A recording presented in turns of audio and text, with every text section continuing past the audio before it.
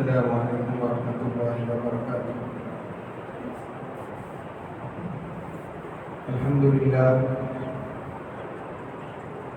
للہ نحمده ونستعینه ونستغفره ونؤمن به ونتوکل علیہ ونعوذ باللہ من شرور انفسنا ومن سیئات اعمالنا من يهده الله فلا مضل له ومن يضلله فلا هادي له ونشهد أن لا إله إلا الله وحده لا شريك له ونشهد أن سيدنا ونبينا ومولانا محمدا عبده ورسوله أما بعد فأعوذ بالله من الشيطان الرجيم بسم الله الرحمن الرحيم وما أرسلناك إلا رحمة للعالمين صدق الله العظيم۔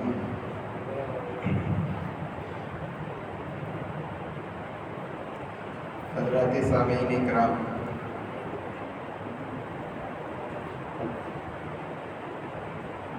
آپ حضرات کے سامنے گزشتہ جمعہ یہ باتیں آئی تھیں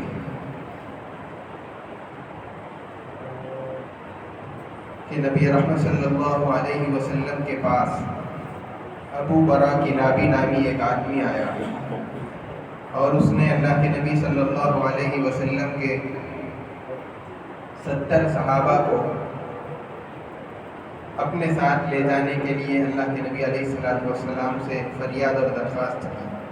حضور علیہ السلام نے اس کی بات پر اعتماد اور بھروسہ کرتے ہوئے اپنے صحابہ کو اس کے ساتھ کر دیا۔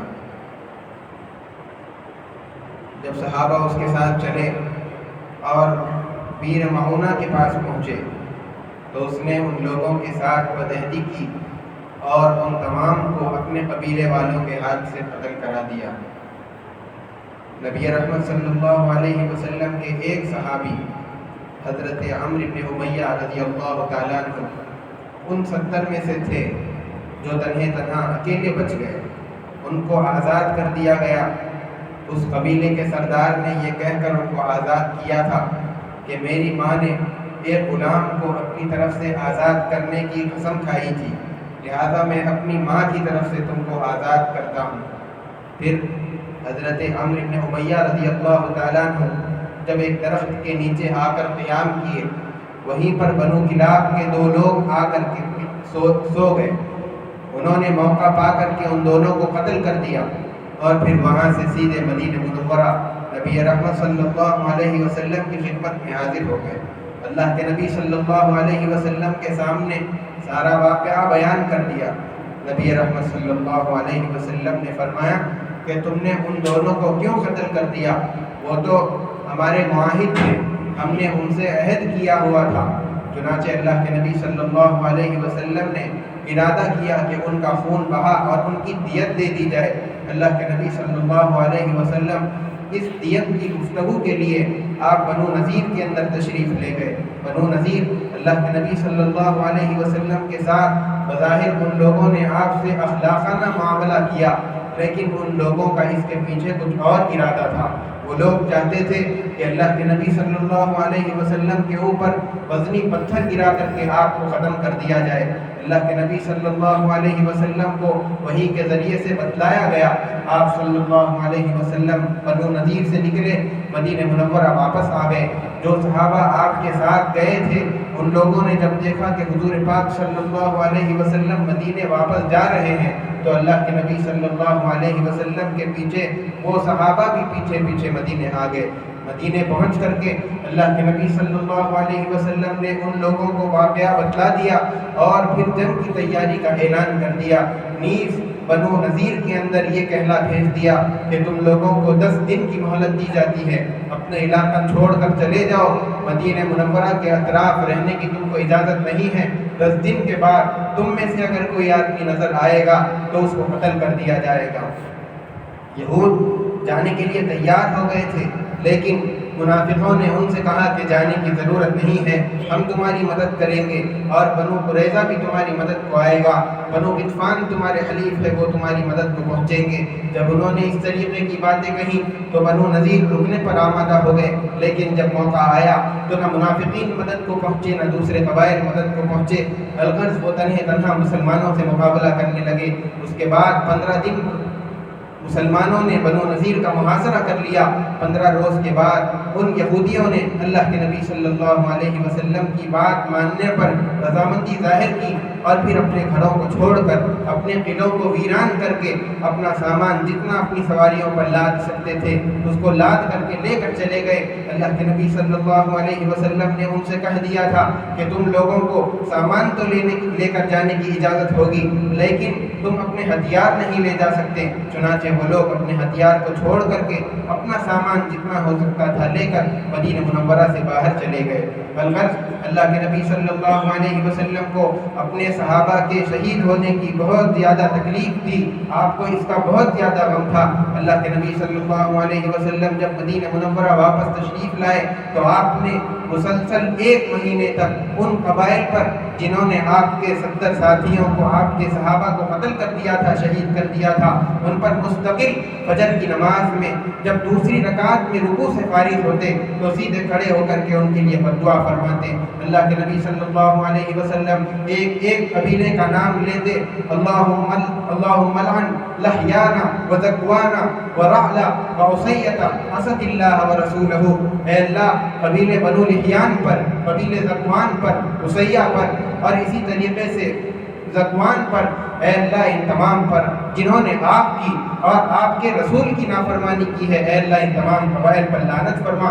اللہ کے نبی صلی اللہ علیہ وسلم برابر تمام قبائل کے نام لے کر کے ان پر بد دعا کرتے رہے۔ 1 مہینے کے بعد اللہ کے نبی صلی اللہ علیہ وسلم پر وحی نازل ہو گئی، لیس لک من الامر شیء او یتوب علیہم او یعذبہم فانہم ظالمون۔ آپ صلی اللہ علیہ وسلم کو اس وحی کے نازل کرنے کے ذریعے سے اس طرح بد دعا کرنے سے روک دیا گیا۔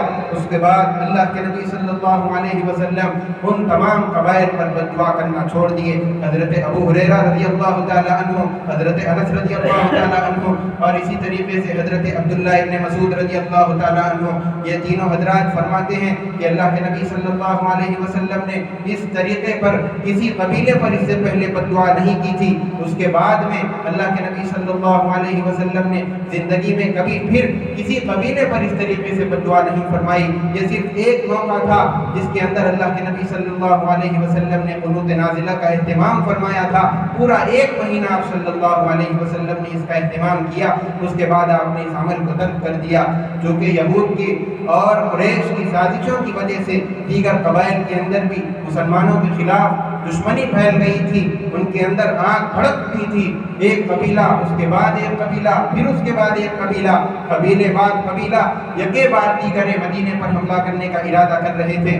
چنانچہ سب سے پہلے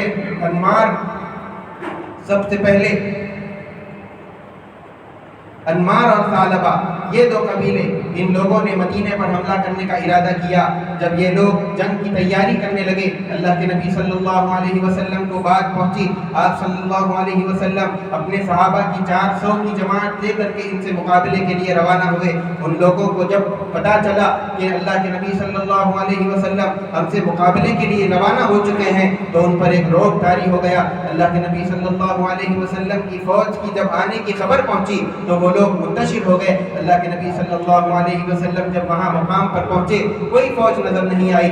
آپ نے وہاں پر قیام فرمایا، مختلف سمتوں کے اندر مختلف رخوں پر اپنے صحابہ کو بھیجا تاکہ پتہ چل جائے کہ یہ لوگ پورے طریقے پر منتشر ہو گئے ہیں، آگے کوئی ارادہ نہیں کریں گے۔ اس کے بعد اللہ کے نبی صلی اللہ علیہ وسلم چند روز وہاں قیام کرنے کے بعد آپ صلی اللہ علیہ وسلم واپس مدینہ تشریف لائے۔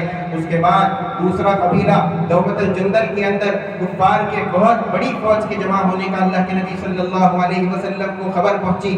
آپ صلی اللہ علیہ وسلم اپنے صحابہ کی 1000 لوگوں کی جماعت لے کر کے ان سے مقابلے کے لیے روانہ ہوئے۔ جیسے ہی ان لوگوں کو بھی خبر پہنچی، اللہ کے نبی صلی اللہ اللہ علیہ وسلم کے آنے کی، وہ لوگ بھی منتشر ہو گئے، وہاں پر بھی کوئی جنگ نہیں ہوئی۔ حضور علیہ السلام میدان میں پہنچے، وہاں جا کر کے آپ صلی اللہ علیہ وسلم نے چند روز قیام فرمایا، اس کے بعد پھر مدینہ منورہ واپس تشریف لائے۔ اس کے بعد ایک اور قبیلہ ہے جس کا نام بنو مستلق ہے، اس کا سردار تھا حارث بن ابی زرار۔ اس نے ارادہ کیا، یا پھر قریش کے کہنے پر اس نے تیاری کی تھی کہ مدینے پر حملہ کروں گا۔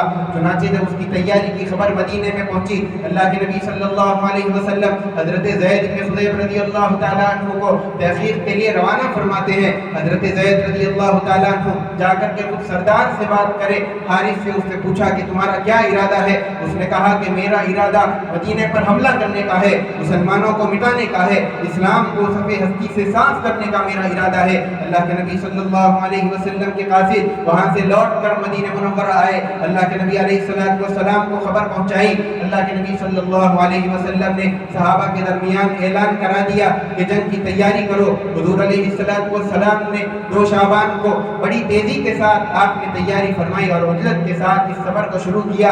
اللہ کے نبی صلی اللہ علیہ وسلم جیسے ہی آپ نے سفر شروع کیا راستے کے اندر، اور آپ نے اس فوج کے اندر حضرت ابو بکر رضی اللہ تعالیٰ عنہ کو مہاجرین کا جھنڈا دیا تھا، اور انصار کا جھنڈا حضرت سعد بن عبادہ رضی اللہ تعالیٰ عنہ کو دیا تھا۔ لشکر کے سامنے والے حصے میں حضرت عمر رضی اللہ تعالیٰ عنہ کو طے فرمایا تھا۔ اللہ کے نبی صلی اللہ علیہ وسلم جیسے اپنے لشکر کو لے کر روانہ ہوئے، چند میل فاصلہ طے کرنے کے بعد میں اللہ کے نبی صلی اللہ علیہ وسلم کے صحابہ نے کفار کے ایک جاسوس کو پکڑا، جاسوسی کرنے آیا تھا، مسلمانوں کی خبر کفار تک پہنچا رہا تھا۔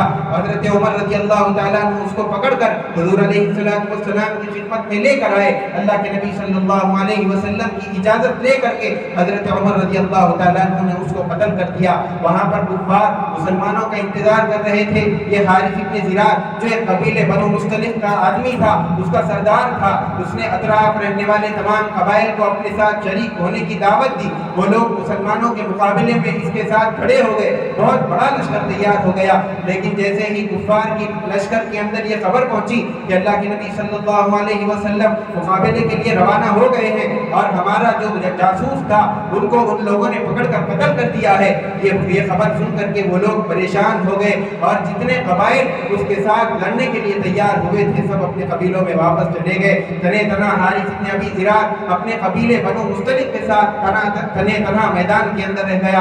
مٹھی بھر لوگ تھے۔ اللہ کے نبی صلی اللہ علیہ وسلم کا لشکر بیر معونہ کے پر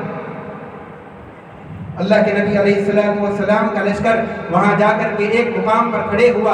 آپ صلی اللہ علیہ وسلم نے وہاں پر جانے کے بعد میں جب دیکھا تو تمام قبائل چلے گئے، صرف حارث بن ابی زرار کا ایک لشکر تھا۔ ان لوگوں نے ہمت سے مقابلہ کیا مسلمانوں کا، اور مسلمانوں پر جم کر کے تیر اندازی کی، لیکن اللہ کے نبی علیہ السلام نے مسلمانوں کی فوج کو ترتیب دیا۔ اس کے بعد ایک بار کی جب حملہ کیا تو ان کے پیر اکھڑ گئے، ان کے اندر سے 10 لوگ قتل کر دیے گئے اور باقی سبوں کو قیدی بنا لیا گیا۔ اس فوج کے اندر جب اس غزوے کے اندر اللہ کے نبی صلی اللہ علیہ وسلم کو 2000 اونٹ اور اسی طریقے سے 4-5 ہزار بکریاں مسلمانوں کو مال غنیمت میں حاصل ہوئی تھی۔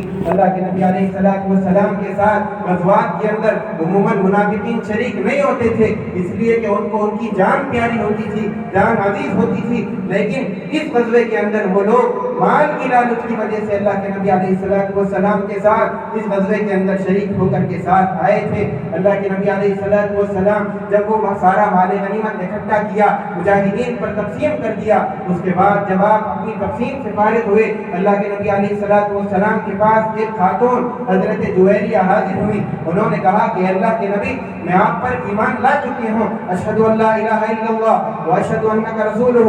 اس کے بعد انہوں نے کہا کہ اللہ کے نبی، میں حارث بن ابی زرار جو کہ اس قبیلے کا سردار ہے، میں اس کی بیٹی ہوں۔ اے اللہ کے نبی، میں آپ کے صحابی حضرت ثابت بن قیس کے حصے کے اندر آئی ہوں اور میں نے ان کے ساتھ عہد مکاتبت کر لیا ہے۔ مکاتبت کا مطلب یہ ہوتا ہے کہ میں تم کو اتنے روپیے دوں گی اور تم مجھے اس کے بدلے میں آزاد کر دو گے، اور میں نے اتنی رقم ثابت بن قیس کے لیے طے کی ہے کہ اگر میں تمہیں اتنی رقم ادا کر دوں تو تم مجھے آزاد کر دو گے۔ اللہ کے نبی علیہ السلام کے پاس وہ اس نیت کے ساتھ آئی تھی، انہوں نے کہا کہ اے اللہ کے نبی میں آپ کے پاس ایک امید لے کر کے آئی ہوں کہ آپ ضرور میری مدد کریں گے۔ اللہ کے نبی صلی اللہ علیہ وسلم نے فرمایا کہ اگر میں تمہارے ساتھ اس سے بہتر معاملہ کروں تو تم کو پسند ہوگا۔ اللہ کے نبی صلی اللہ علیہ وسلم سے انہوں نے پوچھا اے اللہ کے نبی وہ معاملہ کیا ہے؟ حضور صلی اللہ علیہ وسلم نے فرمایا کہ یہ ہے کہ جتنا بھی مال تم کو ادا کرنا ہو، جتنی دیت دینا ہو، وہ ساری کی ساری میں ادا کر دوں اور پھر تم کو آزاد کر کے نکاح کر لوں۔ انہوں نے کہا اس پیشکش کو فوراً قبول کر لیا۔ اللہ کے نبی علیہ السلام نے حضرت ثابت بن قیس رضی اللہ تعالیٰ عنہ کو اپنے پاس بلایا، سارے پیسے ادا کر دیے۔ اس کے بعد حضرت جویریہ رضی اللہ تعالیٰ عنہ کو آزاد کیا، ان سے نکاح کر لیا۔ صحابہ کرام رضوان اللہ تعالیٰ علیہم اجمعین نے جب دیکھا کہ حضرت جویریہ سے جو کہ ایک باندی تھی، اللہ کے نبی علیہ السلام نے ان کو آزاد کر کے نکاح کر لیا ہے، اب وہ خاندان حضور علیہ السلام کا خاندان ہے۔ اللہ کے نبی صلی اللہ علیہ وسلم کے اس عمل کا صحابہ پر یہ اثر ہوا، سب نے ایک زبان ہو کر کے کہا کہ جس خاندان کی لڑکی سے اللہ کے نبی صلی اللہ علیہ وسلم نے نکاح کر لیا ہے، جس کے اندر حضور علیہ السلام کے رشتہ دار ہیں، جو حضور کا خاندان ہے، وہ کبھی غلام باندی نہیں ہو سکتے۔ انہوں نے اپنے سارے غلاموں کو آزاد کر دیا۔ اللہ کے نبی علیہ السلام کے ساتھ جیسے میں نے بتایا اس لشکر کے اندر بہت سارے منافقین بھی تھے، وقتاً فوقتاً فساد مچانے کی اور فتنہ برپا کرنے کی کوشش کرتے رہتے تھے۔ اللہ کے نبی علیہ السلام کے صحابہ میں سے ایک صحابی انصاری، ایک صحابی مہاجری، یہ دونوں کے درمیان میں کسی بات پر بحث بحثی ہو گئی۔ پانی لینے کے موقع پر کسی بات میں ان لوگوں انبن ہو گئی۔ ایک انصاری جو تھے انہوں نے اپنے انصاری ساتھیوں کو آواز لگائی، یا للانصار۔ اس آواز کو سن کر کے تمام انصار بھائی ان کی مدد کو پہنچ گئے۔ جب مہاجری نے دیکھا کہ ان کی مدد کے لیے تو ان کے ساتھی پہنچ گئے ہیں، انہوں نے بھی اپنے ساتھیوں کو مہاجرین کو آواز لگائی، یا معاشر المہاجرین۔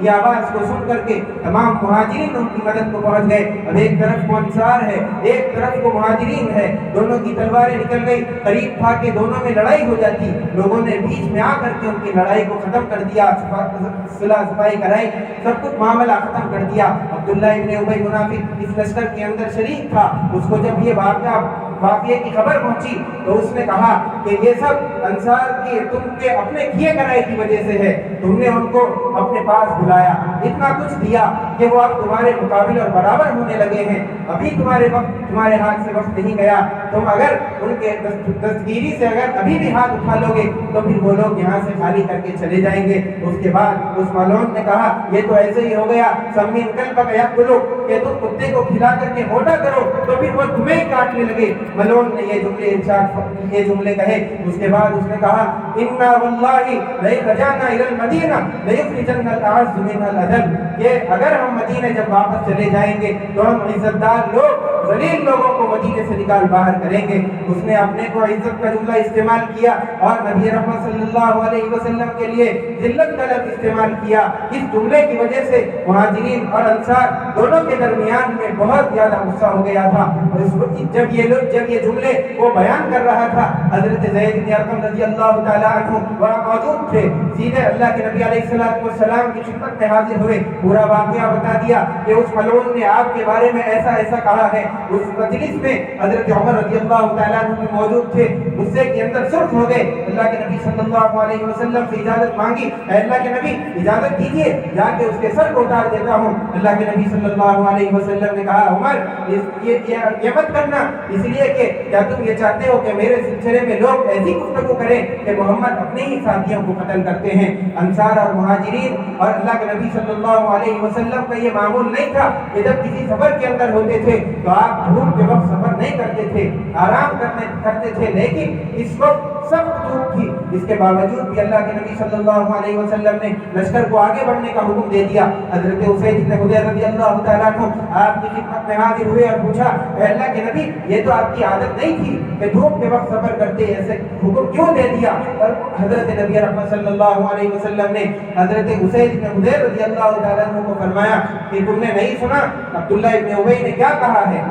انہوں نے جواب دیا اے اللہ کے نبی وہ جو بکتا ہے اس کو بکنے دیجیے، وہ سمجھتا ہے کہ آپ مدینہ منورہ آ کر کے آپ نے اس کی سرداری کو چھین لیا ہے، اس کے عہدے کو لے لیا ہے۔ اللہ کے نبی صلی اللہ علیہ وسلم اپنے لشکر کو پورا دن گزر گیا، بڑھاتے رہے، رکنے کا حکم نہیں دیا۔ اس کے بعد رات آ گئی، پوری رات آپ نے سفر کا حکم دیا، قیام کی اجازت نہیں تھی، لشکر چلتا رہا۔ جب دوسرے دن صبح کا وقت قریب آیا، اللہ کے نبی صلی اللہ علیہ وسلم نے صحابہ کو رکنے کی اجازت دی۔ جیسے ہی صحابہ اپنی سواریوں سے اترے اور لیٹے، فوراً ان کو نیند آ گئی۔ حضور صلی اللہ علیہ وسلم نے اس طریقے کا حکم اس لیے دیا تھا تاکہ اس منافق کا تذکرہ، اس واقعے کا چرچا انصار اور مہاجرین کے درمیان نہ ہونے پائے، لوگوں کے درمیان نہ ہونے پائے، تاکہ مہاجرین اور انصار کی جو بھائی چارگی اور جو محبت ہے، حضور علیہ السلام کی محنت کا جو ثمرہ ہے، یہ ختم نہ ہو جائے۔ اس لیے کہ منافقین تو یہی چاہتے تھے۔ اللہ کے نبی صلی اللہ علیہ وسلم نے اپنی تدبیر سے اس کو ختم کر دیا۔ انصار نے حضرت زید سے پوچھا کہ تم نے، انصار نے جا کر کے عبداللہ ابن ابی سے یہ پوچھا کہ تم نے اس طریقے کی بات کہی ہے؟ اس نے صاف انکار کر دیا اور اس نے کہا کہ میں نے ایسی کوئی بات نہیں کہی۔ حضور صلی اللہ علیہ وسلم کی خدمت میں بھی حاضر ہوا، اس نے کہا کہ اس نے قسم کھا کر کہی، خدا کی قسم میں نے ایسی کوئی بات نہیں کہی۔ انصار نے سمجھا کہ زید بن ارقم یہ چھوٹے سے لڑکے ہیں، انہوں نے ہو سکتا ہے سننے کے اندر غلطی کر دی ہوگی۔ انصار نے حضرت زید سے کہا کہ تم نے ایک بہت بڑے سردار پر تہمت لگائی ہے، اس کی وجہ سے جو الزام حضرت زید پر لگا تھا ان کو تکلیف ہوئی، افسردہ ہو گئے، پشیمان ہوئے، لیکن سب لوگ یہی سمجھ رہے تھے کہ عبداللہ ابن ابی سچا ہے، یہ چھوٹا بچہ جھوٹا ہے اور اس نے کچھ غلطی کر دی ہوگی۔ لیکن اللہ تبارک و تعالیٰ نے اس ننھے منھے صحابی حضرت زید رضی اللہ تعالیٰ عنہ کی سچائی کو سورہ منافقون کے اندر آیات نازل فرما کر بتلا دیا کہ یہ بچہ سچا ہے اور عبداللہ ابن ابی منافق جھوٹا ہے۔ جب عبداللہ ابن ابی منافق کی جھوٹا ہونا اور اس کا کذب قرآن کریم کے اندر صاف طور سے بیان کر دیا گیا، ہر جگہ پر ذلیل ہوا، ہر جگہ خوار ہوا۔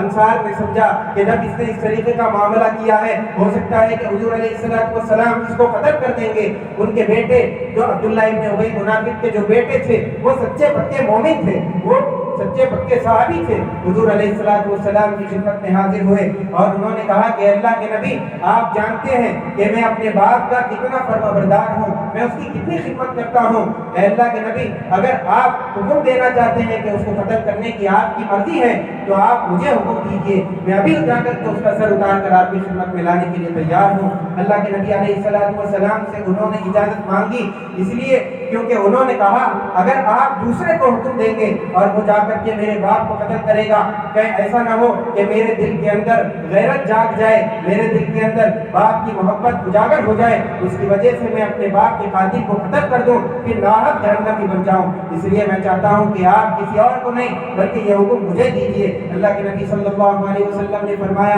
کہ نہیں، میں تیرے باپ کو قتل کرنے کا ارادہ نہیں رکھتا، میں تو اس کے ساتھ مہربانی کا معاملہ کروں گا۔ اللہ کے نبی صلی اللہ علیہ وسلم نے صرف جملے نہیں کہے تھے، آپ نے اس کو پورا بھی کیا۔ جب عبداللہ ابن ابی کا انتقال ہوا، وہ مر گیا، اللہ کے نبی علیہ السلام نے اپنا جبہ مبارک اتار کر کے اس کو دے دیا، اسی کے اندر اس کو کفن دیا گیا۔ اس کے بعد جب جنازہ تیار ہو کر مسجد میں لایا گیا، اللہ کے نبی صلی اللہ علیہ وسلم وہاں پر پہنچے، حضرت عمر رضی اللہ تعالیٰ عنہ پیچھے سے اللہ کے نبی صلی اللہ علیہ وسلم کا دامن پکڑ کر کھینچنے لگے۔ اے اللہ کے نبی یہ تو منافق ہے، اس کے جنازے پر مت کھڑے ہوئیے، آپ جنازے کی نماز مت پڑھیے۔ لیکن اللہ کے نبی صلی اللہ علیہ وسلم تو رحمت للعالمین تھے، اپنوں کے لیے، دشمن کے لیے اور جانوروں کے لیے، سب کے لیے آپ کو رحمت بنا کر بھیجا گیا تھا۔ اللہ کے نبی صلی اللہ علیہ وسلم آگے بڑھے اور آپ نے اس کی جنازے کی نماز پڑھائی، اور جیسے ہی آپ وہاں سے ہٹے، اللہ کے نبی صلی اللہ علیہ وسلم پر وحی کا نزول ہوا، لا ولا تصلی علی احد منهم مات ولا تقم علی قبری۔ اے اللہ کے نبی اگر ان منافقوں میں سے کوئی مرتا ہے تو نہ اس کی نماز، جنازے کی نماز پڑھیے اور نہ ہی اس کی قبر پر کھڑے ہوئیے۔ اللہ کے نبی علیہ السلام کو حضرت عمر رضی اللہ تعالیٰ عنہ نے جیسے بتلایا تھا، ویسے ہی اللہ تبارک و تعالیٰ کی جانب سے قرآن کریم کے اندر وحی نازل کر دی گئی۔ اس کے بعد اس سفر کے اندر ایک اور واقعہ پیش آیا، جس کے اندر امی جان عائشہ رضی اللہ تعالیٰ عنہ پر تہمت لگانے والا یہی منافق تھا جس نے امی جان عائشہ رضی اللہ تعالیٰ عنہ پر زنا کی تہمت لگائی تھی۔ اس کی پوری تفسیر انشاءاللہ ترجمہ کے اندر بیان کی جائے گی۔ وآخر دعوانا الحمدللہ رب العالمین۔ جو حضرات سنت میں پڑھے سنت پڑھی